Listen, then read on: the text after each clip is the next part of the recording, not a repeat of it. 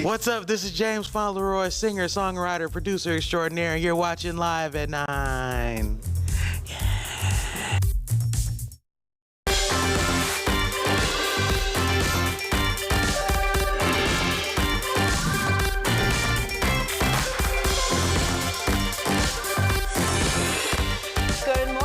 On this Halloween Thursday, can you guess? Welcome to Live at 9, where Memphis comes alive.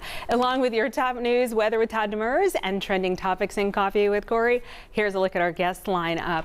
The original Memphis Light Gas and Water system, of course, was built with lead pipes. Well, this morning, Utility President and CEO Doug McGowan is going to join us to talk about their lead pipe replacement work and why they're doing it. Plus, vascular interventional physician Sonny Duffy is going to explain why they're holding a period supply drive this Saturday. Plus, a look at what's happening in the Bluff City this weekend with ilovememphisblog.com content director Jalen Sochek.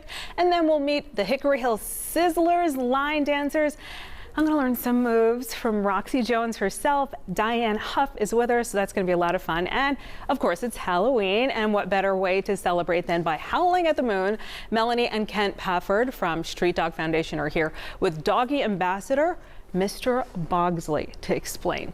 But first, be sure to record the show so you never miss an episode and connect with us online at our website, liveat9.tv.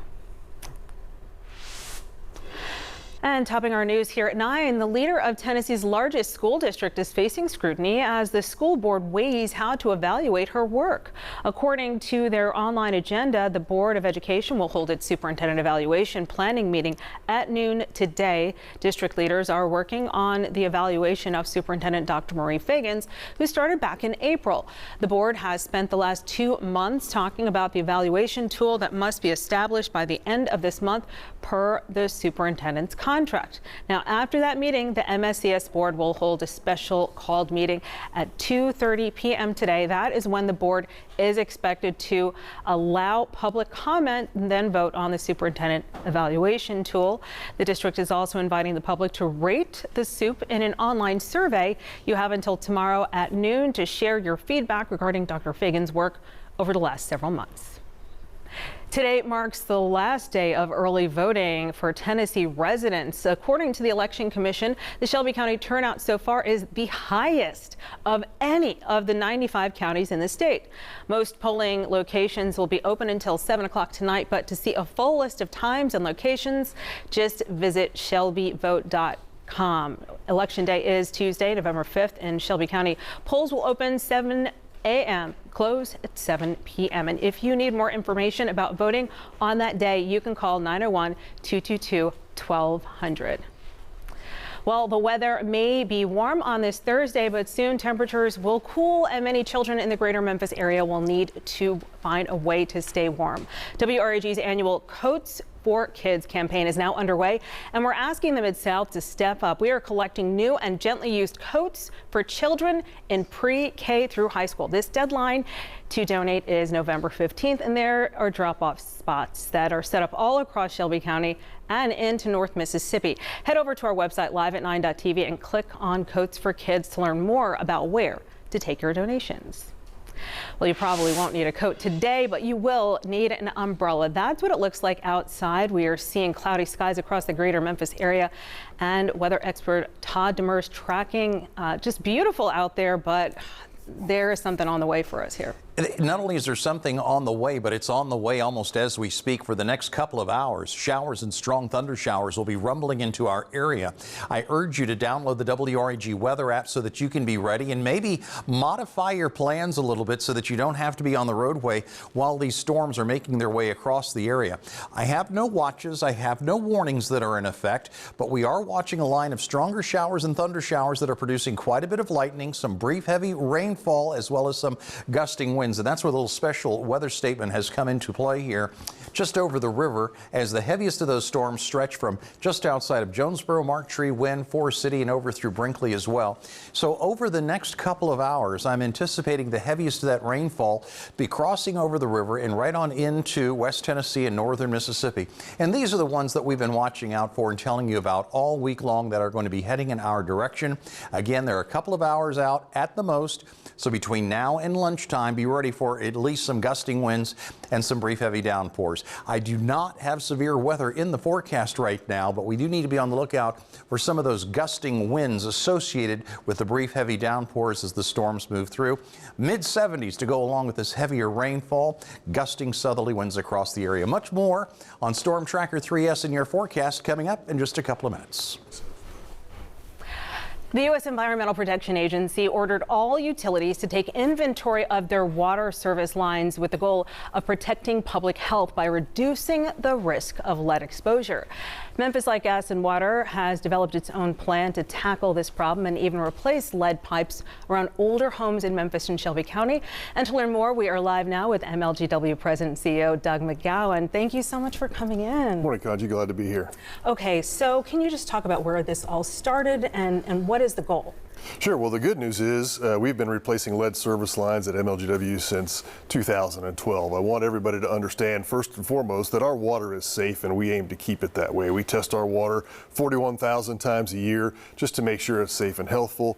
The majority of our system has no lead in it, but the lines that connect the water main in the street to your home and that meter out there are the area where there could be a lead service line, and that's what we are aiming at removing. There are two pieces. There's one that goes from the water main to the meter, and then from the meter to the home. The EPA has said we have 10 years to get all of the public side removed. So we did an inventory to let everybody know what their service line is made of, both on the public and the private side. And then we will set about, over the next 10 years, removing all of the lead service lines from the public side.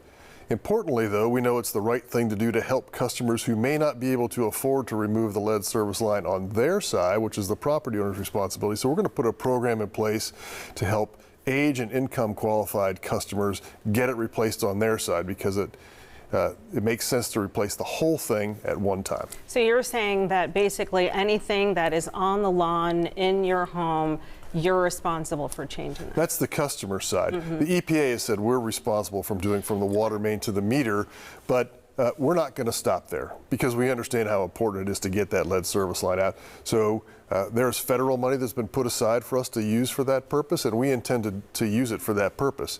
We've applied for about $100 million of state money that is allocated from the federal government. We're the first utility in the state to apply. If no one else applies, we'll apply for the rest of it because we want it all here first.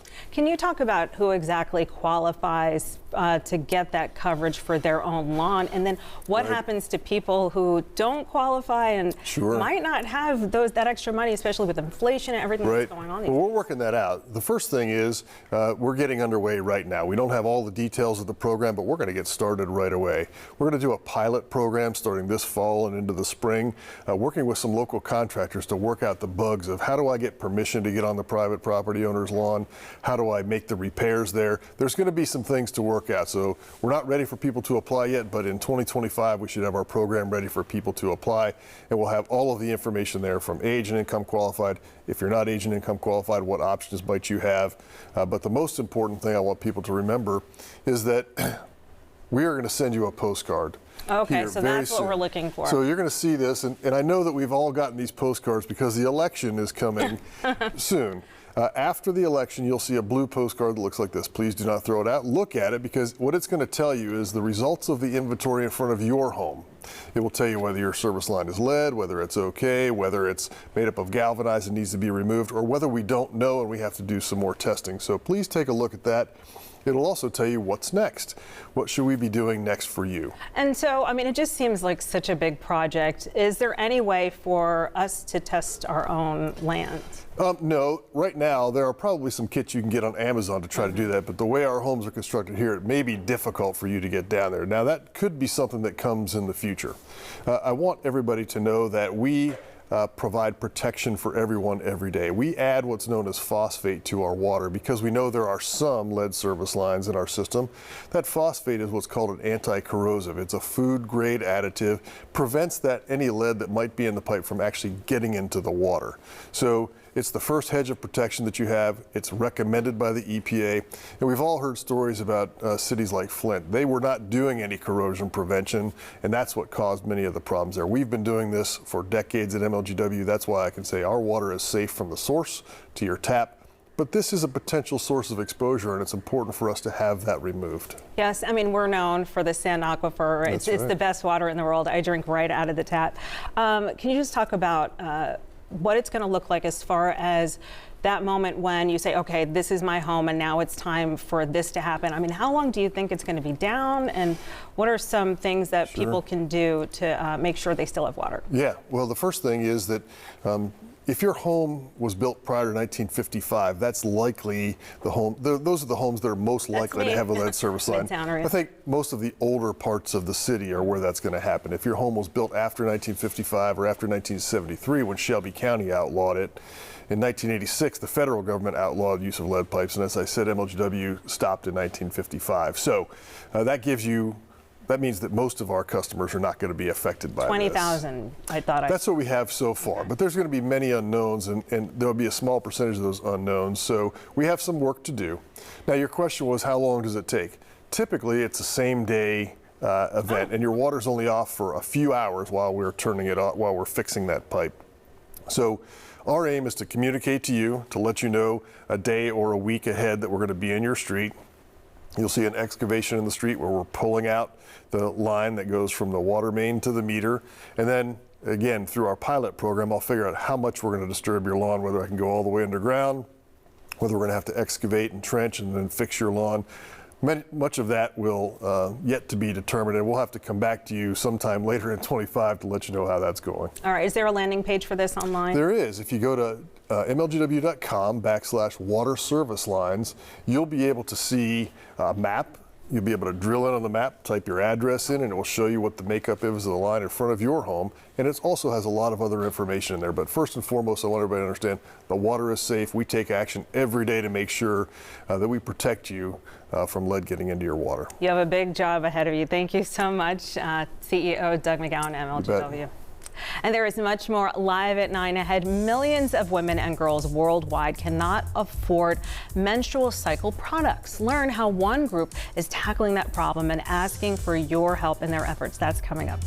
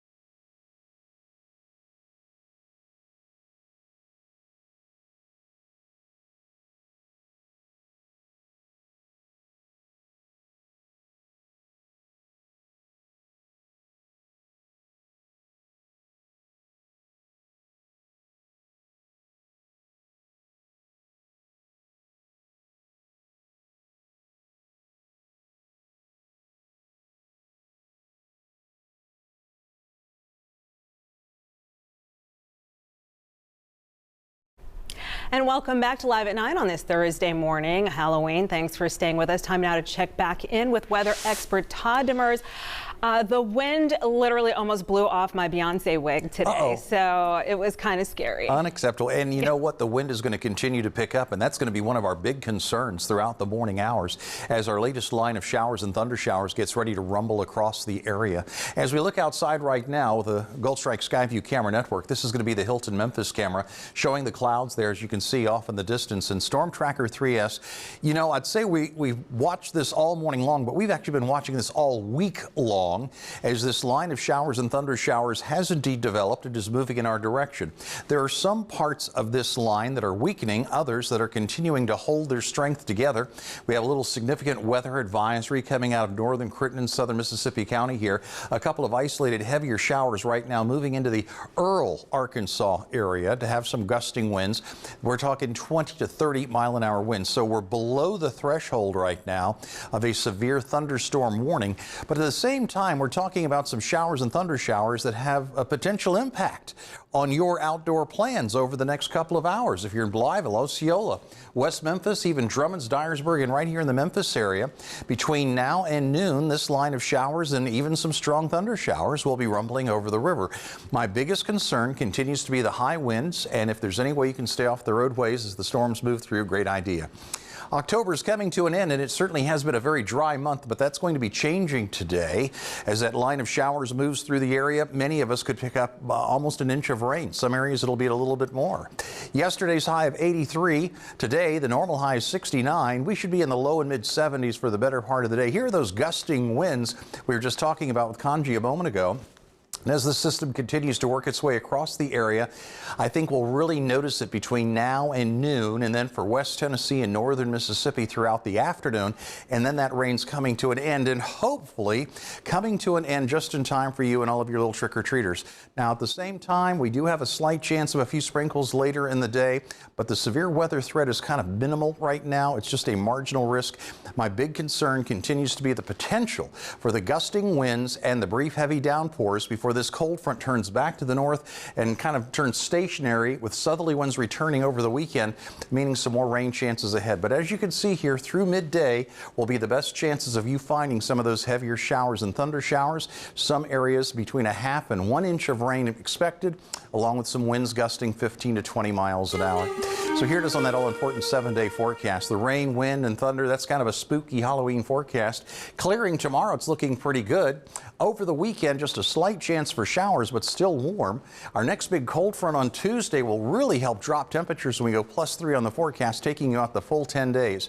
So we do have cooler weather on the way, but it's about a week out. We'll, of course, be keeping a very close eye on Storm Tracker 3S for you throughout the morning. All right, thanks, Todd. Did you know 2 in 5 people who need period supplies have struggled to buy them, according to a survey by Kotex? That same study found that more than a third of people who menstruate had to miss school, work, or a similar activity in the previous year because they did not have the products to manage their periods. The following portion of Live at 9 is sponsored by Vascular Interventional Physicians, and Sunny Duffy is here to discuss their efforts to fight period poverty in our area. Welcome. This is such a big deal. It is. And I think so many people don't know about it because of the stigma associated with menstrual cycles. And, that's why we're here to hopefully bring awareness and get people talking and, normalize the talk of periods and menstrual cycles altogether. I mean, and just to hear the idea that people are just having to check out of life because of this, it's that serious. Tell me about the VIP's period supply drive. Yes, so this is our 4th year of holding the period supply drive, and it's just near and dear to us. One of the main reasons we wanted to do this is because with VIP Fibroid Team, our doctors are specialized in treating uterine fibroids with a procedure called UFE, and as you may know, uterine fibroids has a symptom of heavy menstrual bleeding. So that can go on for days and weeks, and that's just not fun in itself. So then you think about all the supplies that are needed for those that are experiencing that, and the cost of that, something like this is like $20. Yeah, super expensive. So it gets costly. So we just kind of looked into that and did a deep dive and really found out a whole lot about period poverty. And, you know, it's not just like poverty where you think they have nothing. It could be just someone going through bad times. And, you know, they're trying to make a decision. Do I buy lunch today or do I buy supplies? So that really like or stay home, not go to work, not go to school. Correct. I mean, people are missing their education. It's yes, vast. And these are necessary items that people can't get to or can't afford at, you know, sometime in their life. So yes, this is a huge need, and you know, if we want to be there to bring awareness for those that need it. Wow. And how can the community help? What is the way that we can reach out, help, and make a difference like you are? Yes, so there's several different ways. The two easiest ways is to go to our landing page, which is VIPfibroid.com, and there's a link that you can donate, and it will go directly to the Mid-South Diaper Bank, and all of our donations go there. And then there's also which I think is the easiest way, is an Amazon wish list, and that's also there on our Facebook page, which is on Facebook at VIP Fibroid. And you can, you know, submit that, and it's pretty easy. It gets delivered to us, and again, we will make sure that it gets to the Mid-South Diaper Bank. The last thing that we always do is our live period drive, and that is this Saturday from 10 to 12 at our VIP South Haven location. So we would love for anyone to come out, and you can bring whatever supplies that you have. They don't have to be brand new, as long as they're individually, obviously, you know, wrapped. If you have them around, you can bring those. We will have some little giveaways for anyone that comes out, and just help us spread the word and to get, you know, this normalized and more people talking about it. All right. Thank you so much for coming in, and what you're doing for the community right now. And the preceding portion of Live at 9 is sponsored by Vascular Interventional Physicians. We appreciate you. Thank you. No tricks, all treats when it comes to making plans for your weekend. We are talking bounce houses, art, and much more with Jalen Socek from ilovememphisblog.com. That's coming up next.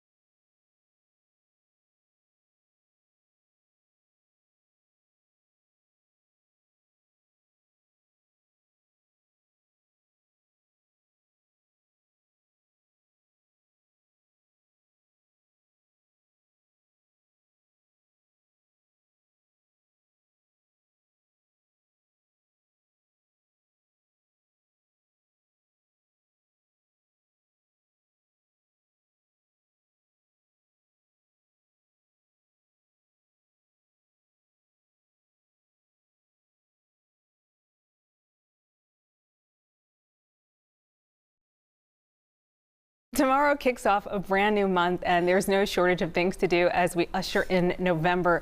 Jalen Socek, Director of Content over at ilovememphisblog.com, is here with her top picks when it comes to your to-do list of fun events for this weekend. I can't believe November's already here. Yes, it is. I'm Beyonce, and nobody knows. She's like, "What's that?" I'm like, "This." I thought she was going to beat me with a bat.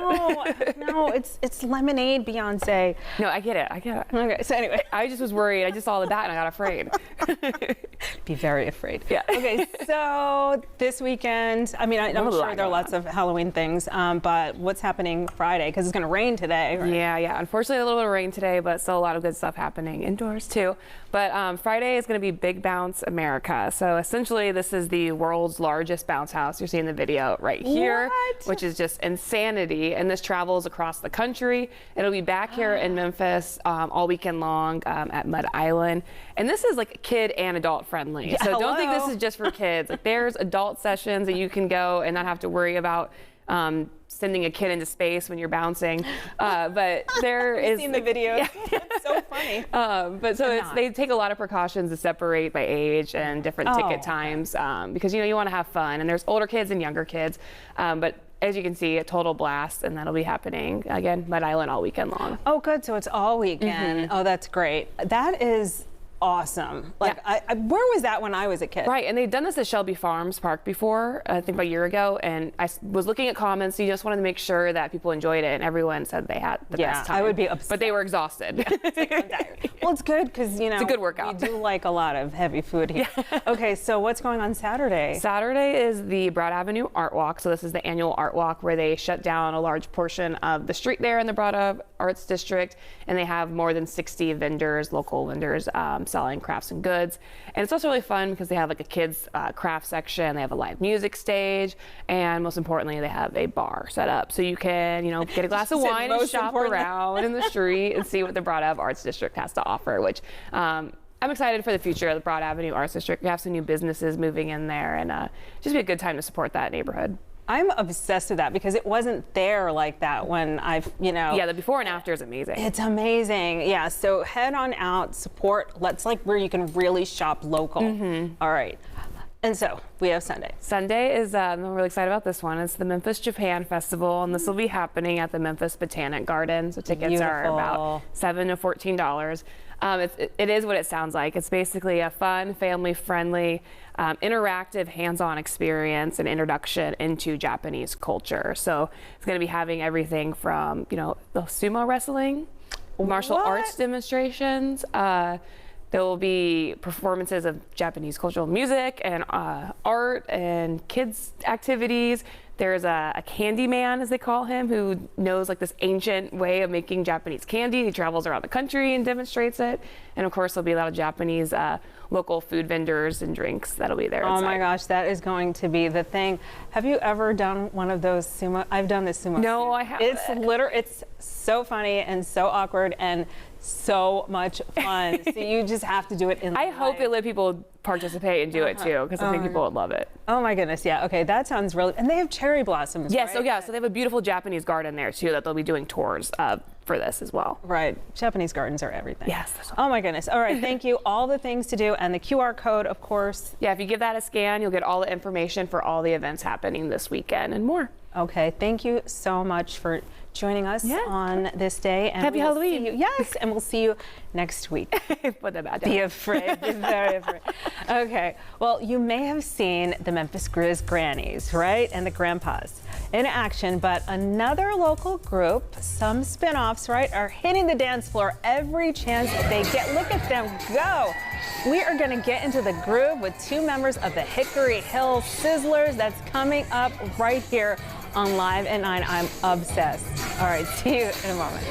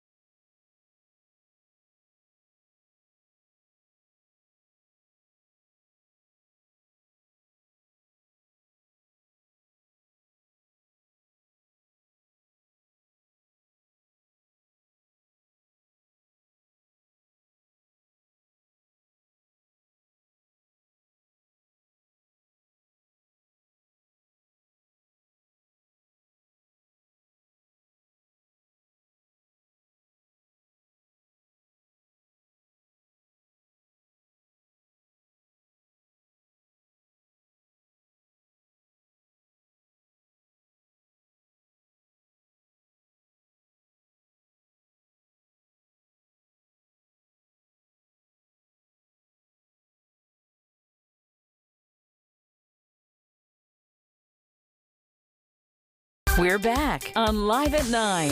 Now, here's Kanji. This next group does not let something like age slow you down. They're moving and shaking and sizzling. The Hickory Hill Sizzlers meet each week to line dance at a local community center, and they take those moves out into the world with performances across the greater Memphis area. And joining us today, instructor and choreographer Roxy Jones and music coordinator Diane Huff. Thank you so much for coming in. Thank you for having us. Oh my goodness, your YouTube is fire just like your outfits. I mean, okay, so let's talk about just what inspired the Sizzlers. How did this come about?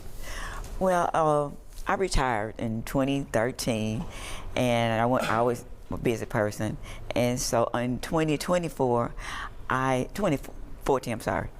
I tried out for the Memphis Grizzlies and Grandpas, and I made the team.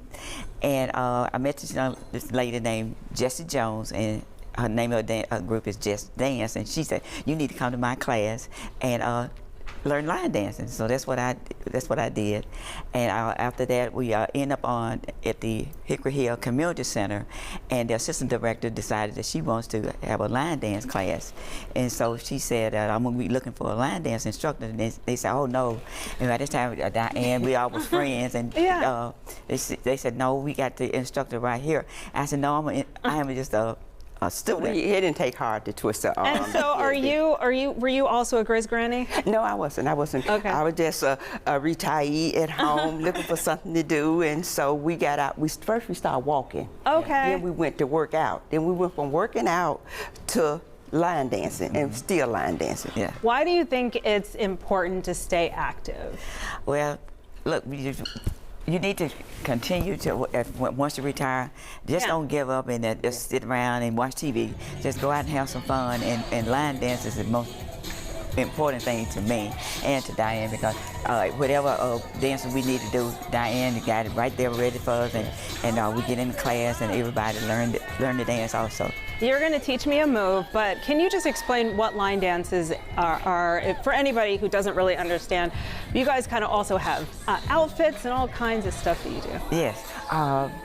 The dance is the one that you are showing on your screen there is called Lose Control, and we did that one at the Delta Fair this year, and just so happened we came in third at the fair. Yes, and it was a lot of fun, and you see how to move and just moving and having fun. And then the music, you choose things that are really now and today. Can you talk about how you? Yes, what I do is I go online and I look at a lot of other line dance groups and what are they doing, and we want to keep up with them, because we don't want to go nowhere and we don't know how to do the dance. Right. So we try to keep up with them, and we also incorporate what's hot out there, not only for here in Memphis, around the country too.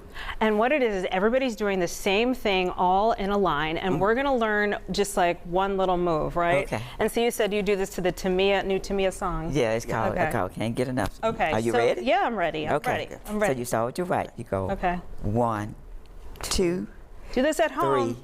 3, 4. 1, 2, 3, 4, 5, 6, 7, 8. You step out. Oh, step out. You cross. Left out. You cross. Right out.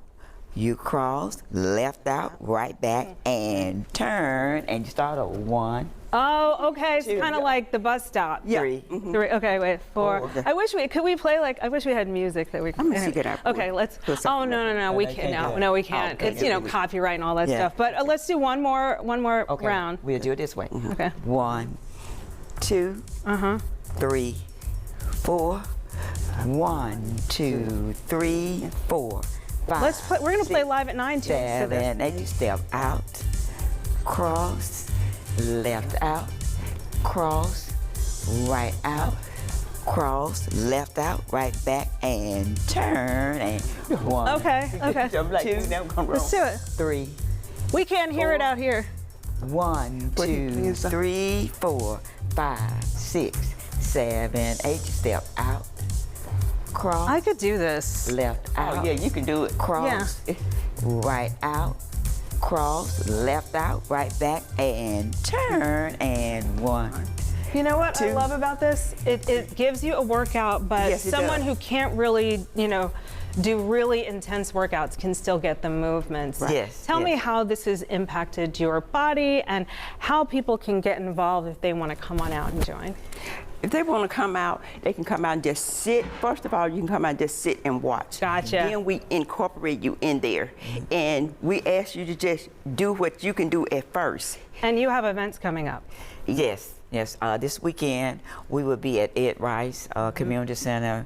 The young lady, Charlotte Patterson, and her group called Agent Wonders, and they putting on a toy drive for the children in that community. What time, really fast? It starts at 10 to 2. All right. 10 a.m. to 2 p.m. Roxy and Diane, the Hickory Hill Sizzlers, you have to check them out. Look up their YouTube page and check them out at Ed Rice this weekend. Thank you so much. Really appreciate you. All right. Thank you for having us. All right. All right, so our next guests travel all across Memphis rescuing animals in need, but they can't do it alone. Coming up, how a night under the stars and the moon can help save lives. That's coming up next.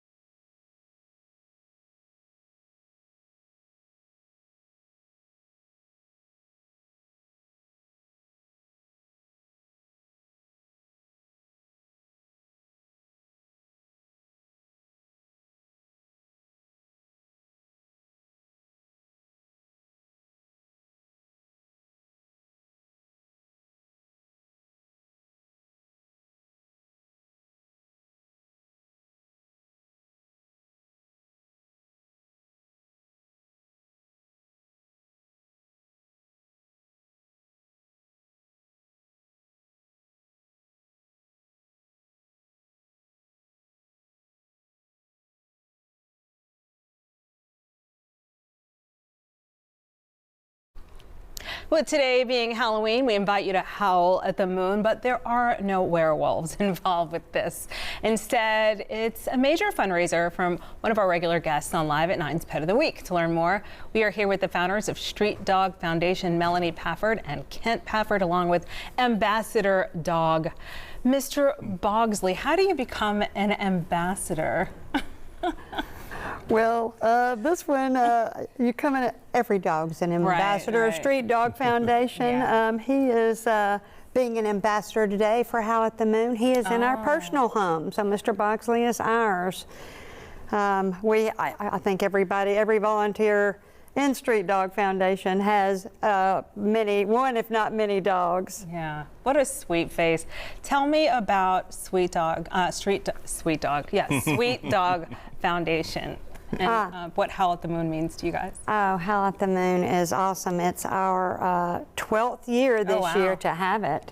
And it's the biggest fundraiser that we have. We have several fundraisers through the year, but this one is the biggest one.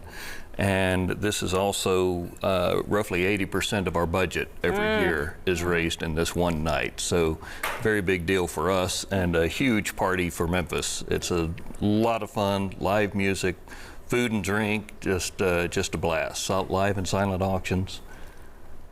Oh, wow. And so tell me about Street Dog. Just in general, we know that you, you're that group that will come out and help people when, they find an animal on the street, a stray. You just talk about your efforts and what you do. Yeah, well, we are named Street Dog for a reason. Our emphasis is the dogs that are on the streets. And as you know, the past few years more than ever, there have been so many out there. And so we do what we can to help the dogs on the streets of Memphis. And we fundraise so much, like Kent said, it's all throughout the year. And this particular fundraiser is so very important to us because we do get the largest amount of money from people buying their tickets and coming to this. And the thing is, everybody donates to this. The music, the food, the drink, the live and silent auctions. We want everybody who buys a ticket to this event or who sponsors a table or who buys a silent or live auction to know that because everything is donated for this event, that all of that money goes to saving dogs like Mr. Boxley. So that money's not going to caterers, it's not going to the entertainment, it's not, so. And I will say it, we start 6 months in advance every year, even though we've been doing it 12 years, because we're asking people to donate things for free. So we appreciate all of our vendors and musicians, and our event space is donated by Chris Cordevellis and Sharon Gray, friends of ours who have this every year. Can you talk about the live auction and some of the items up for grabs? Oh, we've got some great ones. We got 3 very special, unique vacation opportunities. Wait, that are, what? Yes, some stays in some very nice properties that will be up. We have Justin Timberlake tickets in the VIP sections. VIP. Yes, we have an opportunity to take a 1-hour flight in a World War II era aerobatic aircraft, and the pilot of that plane will make that trip as wild or as mild as you feel you're up to. So that's another exciting, unique sort of thing. And the Ultimate Paw Pass? The Ultimate Paw Pass is a ticket price to get in. It's $100, and that gets you all the food and drink. We're sponsored by Old Dominic's on the drinks and all local restaurants. It gets you music. And where is this happening? This is happening at 36 East G.E. Patterson, called the Warehouse Memphis. Okay. Happening November 9th, which is next Saturday night at 6 p.m. Okay, I'm sorry. So you go on, please go on with what you were saying with the night. You were explaining the night, and then I cut you off. Oh, that's okay. I was going to say one of the other live auction items was a big shopping spree at Feeling Memphis, one of our local downtown stores, run by Tawanda Pirtle of Pirtle's Chicken, and it's like a $4,000 shopping experience. And I wanted to get that in because I know there's lots of people who would love to get that. All right. Well, Bogsley, you've been the best ambassador. I am just sold just looking at that sweet little face. Thank you so much for coming in and telling us about your big event. Well, we wanted to say, and also you can get $10 off if you go to our website, streetdogfoundation.com, and type in, go to the Howl at the Moon tickets, and it's live at 9. That would be live, all caps. Live at all caps and the numeral 9, and you can get $10 off that ticket, and we hope to see you there. All right, boom. Thank you so much for coming in. Thanks for having us. All right, and don't change that channel. Some very cute costumes to one girl's determination to see her favorite pop star trending topics coming up next in Coffee with Corey.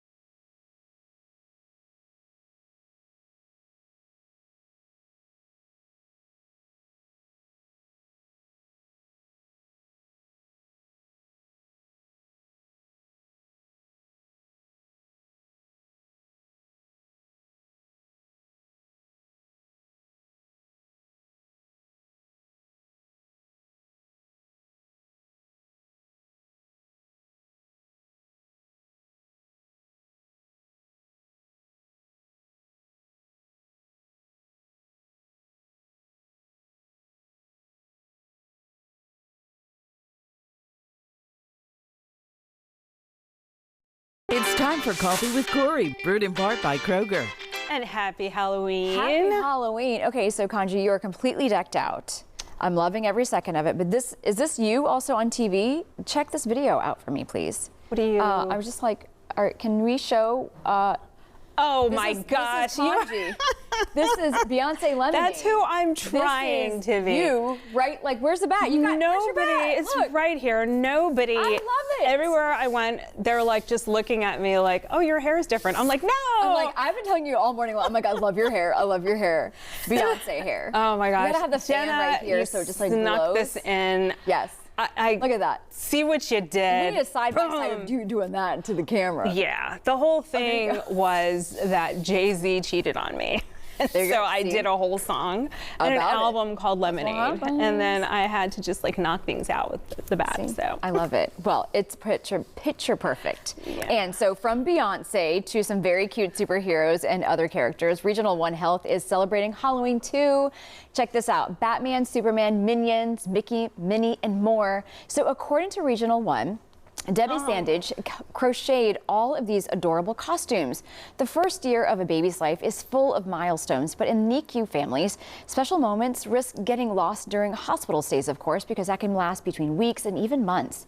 Using crocheted hooks, yarn, and heart full of love, Sandridge helps families cherish these precious moments. Debbie collaborates with her niece and longtime family friend, who are both nurses in the NICU. For Regional One Health alone, she has donated hundreds of costumes in the past 5 years, creating everything from elf outfits to visits from Santa to jeweled jumpsuits for Elvis Week to frogs. Along with her work for NICU, she also has crocheted blankets for children's hospitals and hats for kids undergoing treatment for cancer. You know, we always love all of these beautiful photos. And if you are a NICU family, you know, hospital stays can become very long and you lose track of where you are in the year. Like holidays can go by and you just kind of lose track. So they make sure that they like make those milestones come alive, even if it's something so soft against their skin. Baby skin, so cute. Yeah. Oh, yeah. I love it so much. Yeah, because it's hard to find joy in that moment because these moms want to go home with their babies. Of course. And so for somebody to be that thoughtful, it's just a beautiful thing. That's love, much love. I know, right? Much love. And let's do this because our next story is about this. One 6-year-old in Indiana believes she is one of Taylor Swift's biggest fans. But when Harper Dabelt's mom told her that the Era Tour tickets in Indy were too expensive, I feel that the young girl decided to shake it off and make her wildest dreams come true herself. Harper decided she needed to work for the tickets, and work she did. She is 6 years old. This young girl posted on the neighborhood app Nextdoor and asked residents if they had any odd jobs she could do. Oh my gosh. Dozens responded to the post, eager to help a girl work hard towards her goal. Harper and her mom did all sorts of jobs, from picking up pine cone sticks and even acorns. They also babysat pets, took out trash, and helped weed yards. Harper's mom says the whole thing taught Harper about the importance of her own reputation, because if she didn't show up to a scheduled job, her other neighbors could hear about it and not want to hire her. Along with earning $3,000, Hannah said her daughter learned some valuable life lessons. Now, mom and daughter can't wait to sing along with Taylor Swift Friday night 1 inside Lucas Oil Stadium. You guys, I hope you have the best time of your life. I hope she can get like maybe the 22 hat would be kind of cool, understanding how hard she worked for it. And I'm sure her costumes are going to be fantastic for night 1. That is the coolest thing. And I feel that. I have a feeling that Taylor Swift's going to find out. And I hope so. Because like all the local news stations are definitely covering this, right? And then she's possibly going to hear about it. And she has to give them like a special VIP event. So anyway, no pressure, Taylor. But I love that mom is like, hey, we're going to make it happen. And all the lessons. Love it. There you go. Okay, and finally, it's Halloween, and that means tricks and treats. And as every parent knows, you are going to have so much Halloween candy in your home for the foreseeable future. Well, aside from leaving leftover Halloween candy in the break room at work, there are other ways to repurpose those goodies. So according to editors at Food and Wine magazine, here are a few ideas. You can use them as ice cream toppings, right? And add texture to baked goods and perhaps create a new trail mix. There's also melting Halloween candy down to use in recipes, also an option. Saving leftovers for gingerbread house decorating during the winter months. Bakers can also use hard candies for stained glass cookies. Certain candy can also be kept in the freezer to extend its life for a few months. It should be stored, though, in a moisture and vapor-proof container or freezer bag. Because we always have so much leftover candy. Of course, my son's gonna go trick-or-treating and he just brings like a sack home and I'm like, what are we gonna do with it? The parents end up eating it, all of it, unfortunately. It's a problem. Or I bring it to work and I leave it over at Todd's desk, basically. Well, Todd. Which is what Todd does to us. Look what Todd gave Kanji this morning. Tons of those Reese's peanut butter cups. Yeah, so these are my favorite. Spirit. These are my absolute favorite. There you go, they're all yours. Todd. Happy Halloween, Happy Todd. Halloween. Yes. All right, everybody. Look, we'll see you right back here.